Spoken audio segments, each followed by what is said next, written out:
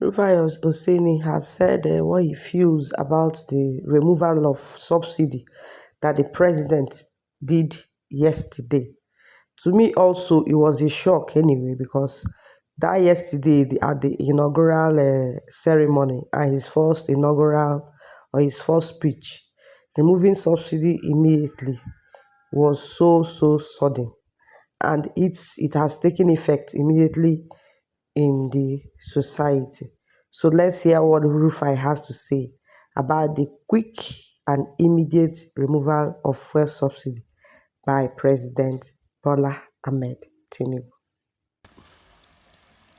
Okay, so a couple of stories making the rounds. Number one, there's fuel scarcity everywhere now because of the announcement the president made yesterday, which, yes, I support subsidy must be removed, but the president must learn not to shock the market. Because what he did was he shocked the market by saying subsidy gone. The question is, subsidy must be removed, but it must be faced so that you'll be able to cushion the impact when it happens. So I tell people with removing subsidies, it's just like BP drugs. You can't just take a heavy dose once because you want to crash a BP. It has to come down slowly. But the president did not do the right thing by just saying subsidy gone. And you see what happens? Market forces will take over. And when market forces takes over, it becomes a lot happening. And that is what has happened. Market forces has taken over. They've been queue yesterday. Some filling stations, anyway, some reports, there are many reports, some filling stations are selling for 600. Some are selling for 300. Some are selling for 400. So there's no stability in the market now. And it has created panic. So that's going to be the first crisis he's going to solve for the next 1 or 2, 3 weeks. He will have to make a back pronouncement to be able to revert that and cool the market down. But you know the first thing he will have done by doing that, he will have lost trust. And that's why statements needs to be careful. Just like his speech yesterday, I don't know who his speechwriter was. The speech was very flat, not inspiring. Never. In a disputed elections, it is not just you saying that, oh, the elections were won, was about the fair square elections. No. No, you don't say that. You don't say that. All you will have said is, I understand the feelings and concerns behind the elections, but in the coming years, I will work at making our elections better. You don't say that, oh, it was very competitive and you won. Cases are still disputed. And you see, these are honest feedbacks we need to give. Because you see, me, I tell the truth. I don't do sycophancy. I say it the way it is. And that's why my integrity speaks for me everywhere in the world. Everywhere in the world. I have gone to places, I've gone to remote places in the UK that people know me.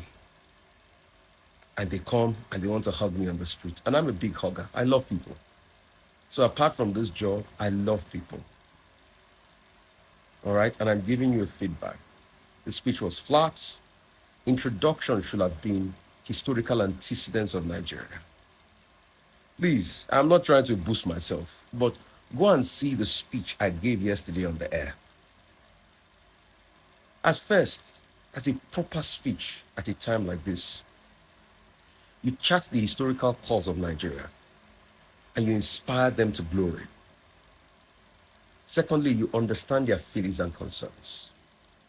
And thirdly, you now chart a path for the future. And all of these things are rhetorics that are going to aid. Then you speak to the youth. So take, for instance, in that speech, I would have expected relating with the youth. I know the economy has been tough. That has led to what we call the jackpot syndrome. Then you look at the youth and say, I will make Nigeria better, that you will not need to jackpot any longer. So one-liners, one-zingers like that. Because when it comes to speech, I write a lot of speeches for people. And I know how to do speeches. This is my forte.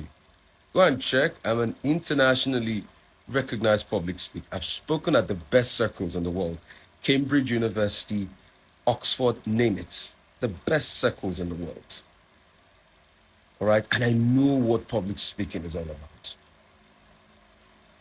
So, secondly, on the space of the economy, there are so many things that shouldn't have been said.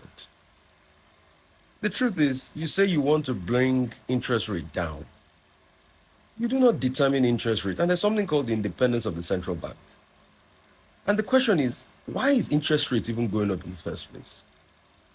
The textbook analogy, when interest rate goes up, it is because there is inflation.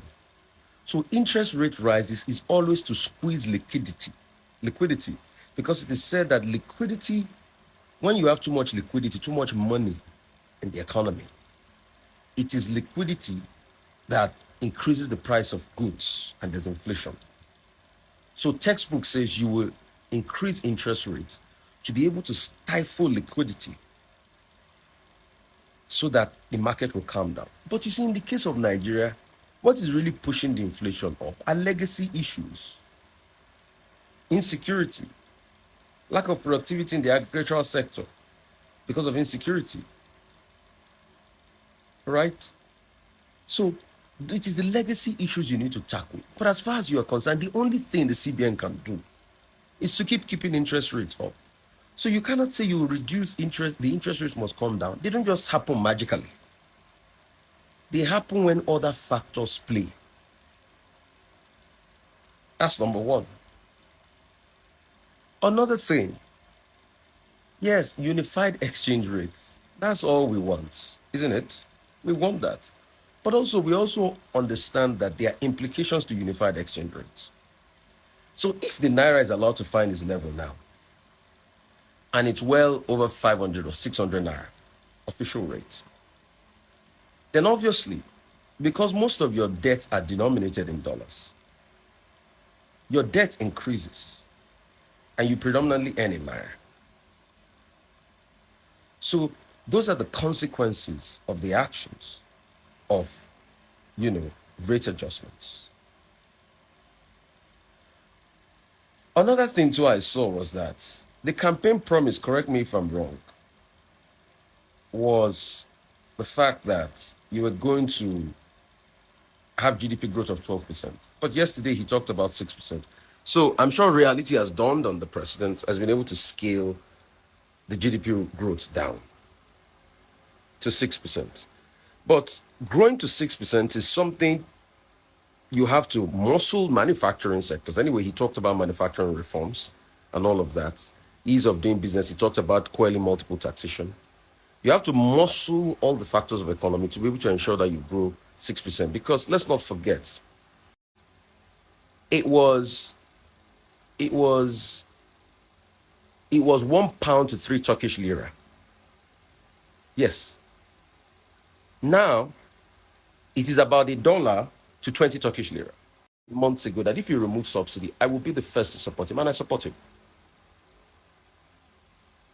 But the way it just dropped and the panic in the market, that's not the way to go.